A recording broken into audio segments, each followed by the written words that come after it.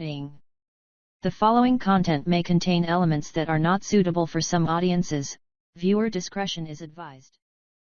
दोस्तों कैसे हैं आप। स्वागत है आपका मेरे YouTube चैनल पे। दोस्तों ऐसी कई अजीब चीज़ें हैं जो दुनिया में एक तूफान सा पैदा कर रही है, चाहे वो इंटरनेट चैलेंज हो या फिर बेतुके फेस्टिवल्स जो कि दुनिया के अलग अलग कोने में मनाए जा रहे हैं। इन दिनों हम कुछ ज़्यादा ही विचित्र फेस्टिवल्स के बारे में सुन रहे हैं, चाहे वो जापान का पेनिस फेस्टिवल हो या चीन का डॉग मीट फेस्टिवल। इनमें आपको बेवकूफ़ी और घृणा करने जैसी परंपराएं दिखाई देंगी जिनके आधार पर लोग ये फेस्टिवल मना रहे हैं।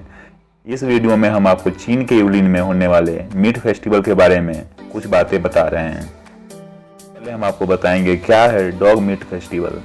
जानवरों का मांस खाने के शौकीन चीन में कुत्तों का मांस भी चाव से खाया जाता है। यहाँ तक कि चीन के लोग इस मांस को मटन ऑफ द अर्थ कहते हैं। वहाँ के लोग कुत्ते के मांस में आध्यात्मिक ताकत देखते हैं और ईश्वर से जुड़ने के लिए इसे खाने पर जोर देते हैं।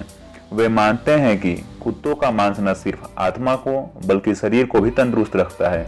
यहाँ पर कई तरीके से नमकीन के साथ मीठी डिश बनाकर भी दी जाती है।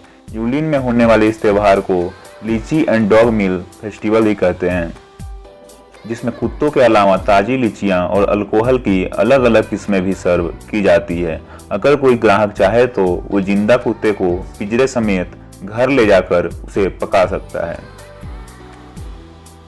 अब आपको बताएंगे कितना क्रूर है उसे पकाने का तरीका। इतिहासकारों के अनुसार चीन में 7000 से भी ज़्यादा सालों से कुत्ते का मांस खाया जा रहा है।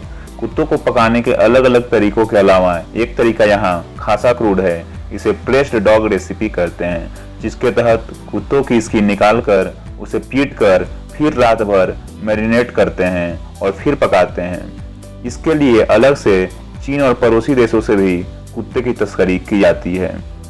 साल भर में लाखों कुत्ते खा जाते हैं चीन के लोग। कुत्तों को एक जगह जमा करने के बाद उन्हें छोटे छोटे पिंजरों में रखा जाता है और दिन नजदीक आने पर उन्हें बाहर निकालकर सजा दिया जाता है, जैसे वे जीते जाते जानवर ना होकर कोई फल सब्जी हों।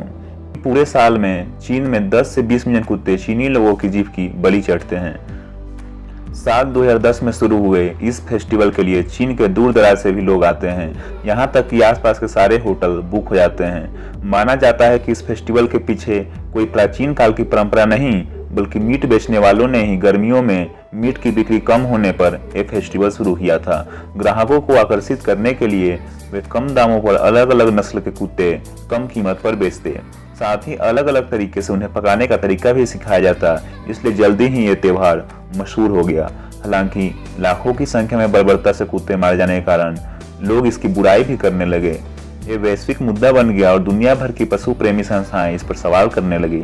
इसके बाद भी फेस्टिवल उतनी ही गति से चलता रहा। इस साल कोरोना की वजह से हाल ही में चीन ने डॉग मीट बैन किया था। वहां के कृषि मंत्रालय ने बड़ा कदम उठाते हुए कुत्तों की खरीद फरोख्त पर रोक लगा दी थी। इसके तहत वहां कुत्ते अब पालतू पशुओं की श्रेणी में आ गए हैं और सिर्फ आधिकारिक कारणों से ही उन्हें पालने और व्यापार की अनुमति मिल सकेगी। इसके बाद उम्मीद की जा रही थी कि कम से कम अब चीन के लोग क्रूर त्योहार पर रोक लगा सकेंगे, लेकिन ऐसा नहीं हो सका। इस साल भी चीन के दक्षिणी पश्चिमी शहर यूलिन में कुत्तों का बाजार सजाया गया था और लोगों ने वहां इस फेस्टिवल का जमकर आनंद लिया।